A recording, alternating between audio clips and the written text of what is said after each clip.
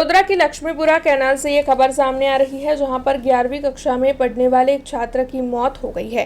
दरअसल जो जानकारी मिली है उसके मुताबिक इस छात्र का नाम अग्रसेक यादव बताया जा रहा है, जो अपने 2 दोस्त और एक महिला दोस्त को मिलने के लिए लक्ष्मीपुरा कैनाल पर पहुंचा था।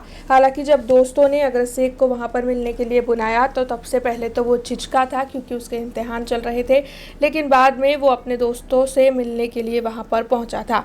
अब अग्रसेक यादव की आत्महत्या हुई है या हत्या, इस मामले में पुलिस ने जांच शुरू की है, लेकिन जो परिजन है उनकी ओर से हत्या के आरोप लगाए जा रहे हैं। तब इस मामले में लक्ष्मीपुरा दमकल की टीम को इत्तला मिलते ही लक्ष्मीपुरा दमकल की टीम मौके पर पहुंची है और कैनाल में से अग्रसेक के शव को ढूंढने की कवायद शुरू कर दी गई है।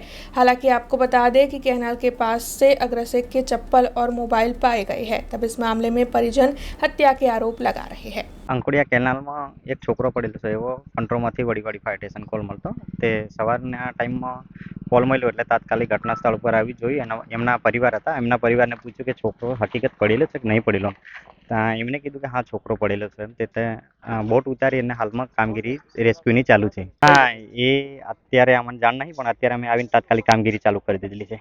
છોકરાની માહિતી એવી છે કે કાલનો પડેલો છે, કાલે સાંજનો, એટલે વાસણા ફાયર સ્ટેશન સાંજે શોધખોળ કરી અને પછી સવારમાં વડી ફાયર સ્ટેશન ખોલાવી લીધો. એ પહેલા એના ભાઈબંધ બોલાયા હતા એટલે ફરવા માટે પેલા અંકોડિયા કેનલ ઉપર.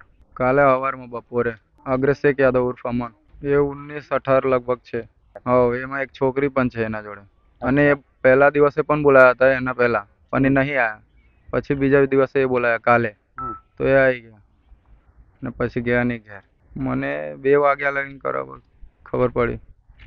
એ પહેલા હું મક્કરપુરામાં કામ કરું, એટલે પહેલા મારો ભાઈબંધ कॉल કર્યો એમને कि तेरा भाई ने એવું થયા છે, तो હું આવી गया આગળ. हमसे जुड़े रहने के लिए हमारे YouTube चैनल को सब्सक्राइब करें और नई वीडियो की नोटिफिकेशन के लिए बेल आइकॉन को दबाएं।